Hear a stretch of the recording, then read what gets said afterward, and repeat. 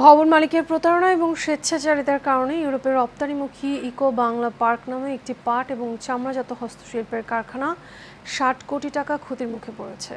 ভবন মালিক গিয়াসউদ্দিন শাহীনের সঙ্গে নিষ্পত্তির চেষ্টায় ব্যর্থ হয়ে শেষ পর্যন্ত প্রতিকার চেয়ে আদালতের আশ্রয় নেন প্রতিষ্ঠানটির ব্যবস্থাপনা পরিচালক ডক্টর কামরুজ্জামান কায়সার।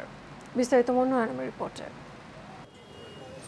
২০১৮ সালের ১ আগস্টের প্রচলিত ভাড়াটি আইন মেনে রাজধানীর উত্তর কাফরুলের ক্যান্টনমেন্ট এলাকায় ২৮ এ ভবনের তৃতীয় তলা ইকো বাংলা পার্ক নামের প্রতিষ্ঠানটি ৪ বছরের চুক্তিতে ভাড়া নেয়। চুক্তির মেয়াদ শেষ হবার জন্য হাতে ১৮ মাস সময় থাকা সত্ত্বেও বেশি টাকায় তৃতীয় তলা ভাড়া দিতে কারসাজি করেন গিয়াসউদ্দিন শাহীন। রাতের অন্ধকারে ইকো বাংলা ফ্যাক্টরির সব মালামাল ও যন্ত্রপাতি ওই ভবনের ৫ম তলায় স্থানান্তর করা হয়। এতে ৬০ কোটি টাকার ক্ষতির মুখে পড়ে ইকো বাংলা পার্ক।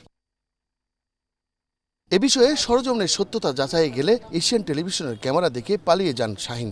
এটা বাড়িওয়ালা জানবো, বাড়িওয়ালা জানে খাও। বাইরে শাহীনের স্বেচ্ছাচারিতায় আন্তর্জাতিকভাবে ইমেজ নষ্ট হয়েছে ইকো বাংলা পার্কের, বাতিল হয়েছে বড় অঙ্কের চালানের অর্ডার। ১৮ সাল থেকে ২২ সাল পর্যন্ত আমাদের যে লিস্টটা ছিল, লিস্ট শেষ হওয়ার ১.৫ বছর আগে আকস্মিকভাবে অন্য কোনো একটা পার্টির লোভে পড়ে ইসলামী ব্যাংক তাকে বেশি ভাড়া দিয়ে এই ফ্লোরটা নিবে বলে আশ্বাসের প্রেক্ষিতে সে রাতের অন্ধকারে আমাদেরকে এখান থেকে উৎখাত করে দেয়।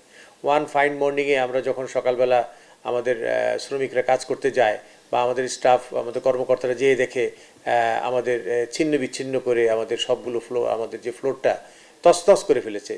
প্রতিষ্ঠান শুরু থেকেই আকর্ষণীয় সব পণ্য উৎপাদনের মাধ্যমে ইউরোপের অনেকগুলো কোম্পানির নজর কাড়ে ইকো বাংলা পার্ক নামের এই ফ্যাক্টরি। কিন্তু ভবন মালিক শাহীনের স্বেচ্ছাচারিতায় আজ পথে বসেছে প্রতিষ্ঠানটি। উদ্যোক্তা কামরুজ্জামান কায়সার জানান, ন্যায় বিচার ফিরে পেতে চান তার সেই ফ্যাক্টরি। আবারও তৈরি করতে চান পরিবেশ বান্ধব নানা পণ্য, যাতে দেশের রেমিটেন্স আয়ের ক্ষেত্রে ভূমিকা রাখতে পারেন।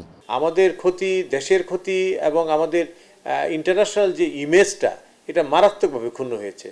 আমরা এটার জন্য তাকে আমরা বলেছি যে আপনি এটা এমনভাবে এই কাজটা করলেন, একটা বড় চিন্তা করেন নাই যে দেশের কত বড় একটা ক্ষতি আপনি করছেন। Mondal Enam, Asian television, Dhaka.